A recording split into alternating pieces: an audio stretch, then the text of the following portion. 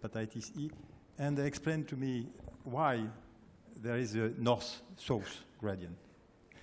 Please. I don't think I can do that, but thank you very much for the kind introduction. So I'll be talking about the French experience with hepatitis E. And Professor Bureau told me I had 5 minutes, so I think I'll give you 5 main take-home messages that I think are very important for France for this year. So the first one is that acute HIV infection is very frequent in France. So it's a lot more frequent than acute hepatitis A infection, acute hepatitis B infection, or acute hepatitis C infection. The second message is that most of our cases are autochthonous, and HIV is a zoonosis, but there's also a risk of transfusion transmission of HIV. Third message is, I think, is the most important message for this year is that neurological symptoms are very frequent and are present in up to 20% of symptomatic cases. So this is new data. Fourth message is that HIV infection can be severe in cirrhotic patients. And the last message is that HIV infection can be chronic in immunosuppressed patients. So the first message, in France, we have mostly genotype 3 and some genotype 4. And you can this is a map of the seroprevalence of HIV, and you can see that in Europe, the seroprevalence is around between 10 to 30%, compared to Asia, where it's close to 50% in some parts of Asia. But I think what's very important is that the seroprevalence within a country can be very different. For example, this is a map of France, and this is the latest data on HIV seroprevalence in blood donors.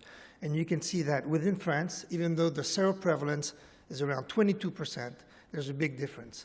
And there's a northeast gradient, but you can see that in the northeast, there's also a hotspot for hepatitis E. So this map shows that, for example, in southwest France, the seroprevalence is above 50%, and in one department, which is in the Pyrenees, the seroprevalence is over 70%. So there are some places in France where there's an extremely high seroprevalence in blood donors. And this table shows you the number of actual cases of acute hepatitis E that are diagnosed in France. So in 2002, there were only 18 cases diagnosed in France. In 2014, there are 1,825 cases. And in 2015, it's over 2,000 cases. But this is just the tip of the iceberg, obviously. So the message is that HIV infection in France is very frequent, and most cases are asymptomatic. Second part is about the transmission of HIV. So we know that in France, there's an animal reservoir. Hepatitis E is a zoonosis, so you can contract hepatitis E from eating animal meat that's not cooked enough or that's raw. And you can see that the species that can transmit hepatitis E are mostly pigs and wild boar. And the seroprevalence is up to 90% in some pig farms.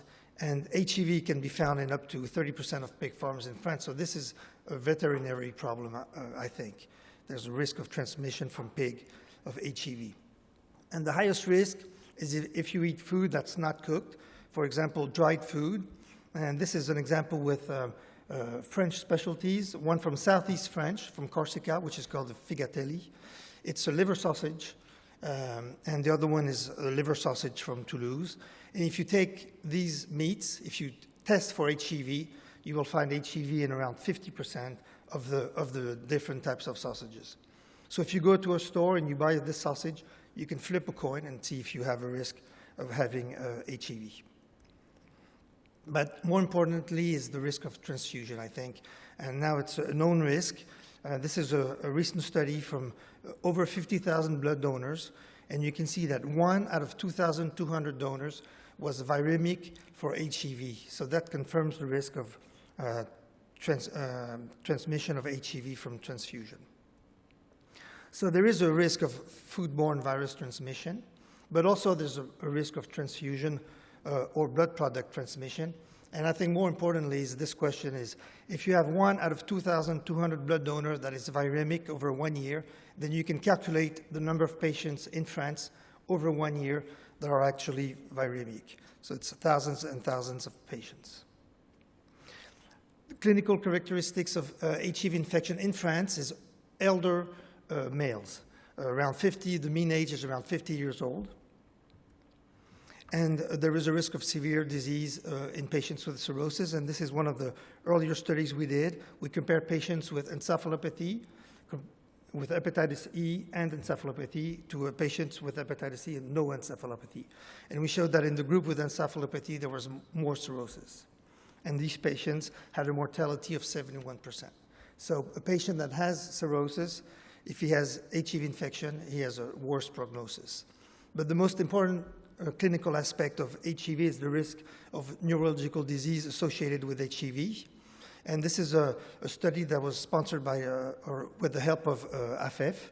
And we described 14 patients with neurological symptoms and HIV infection. And you can see there's a lot of different types of neurological infections. And this was confirmed. If you take the other side, if you take patients with neurological symptoms, and if you see if they have acute hepatitis E, for example, if you take Parsonage-Turner syndrome, if you check for hepatitis E, you have 10% of these patients that have acute hepatitis E. If you take Guillain-Barré syndrome, it's 5%. So these are entities that are frequently associated with hepatitis E. So the next step for us was to see what's the exact percentage of patients with hepatitis E that have neurological symptoms. So we did a prospective evaluation over 1 year, and we screened 200 consecutive patients all over France, and they had a standardized telephone interview to check for neurological symptoms. And the ones that were maybe positive had a double check with a neurologist, and we found that 18% of the patients had actually neurological symptoms. So this is a virus that causes specific neurological symptoms. So the conclusion for this message is that HIV infection is more severe in cirrhotic patients, and prevalence of neurological symptoms is high. My last slide will be about immunosuppressed patients. So we did a lot of studies on immunosuppressed patients. So this is an older story, but I think it's still interesting. And you can see that you can have chronic hepatitis E in immunosuppressed patients.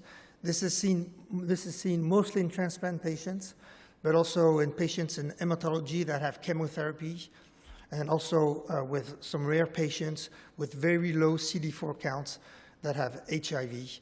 And these are cases that progress to cirrhosis. For these specific patients, there's a treatment that's ribavirin that's with very high efficacy. There's actually no treatment right now for acute hepatitis E, but we have ongoing studies, so if there are any questions, I can answer them. So my conclusion would be that in France, there's a very high seroprevalence of HIV, and in some regions of France, it's extraordinarily high for reasons unknown. I don't know why in Ariège, there's 70% of the population that was in contact with HIV. Zoonosis is a risk, so eating pork meat in France is the main risk, especially if it's uncooked pork meat, but the risk of transfusion is real, I think. There are severe cases in cirrhotic patients, and we have an ongoing study that's going to confirm that. Neurological symptoms are seen in up to 20% of the patients with acute hepatitis E. And chronic infection is a possibility in immunosuppressed patients. So when you have immunosuppressed patients and you have elevated transaminases, even if it's a low level of elevated transaminases, then you need to check for HIV because there's a very good treatment, which is ribavirin. Thank you very much.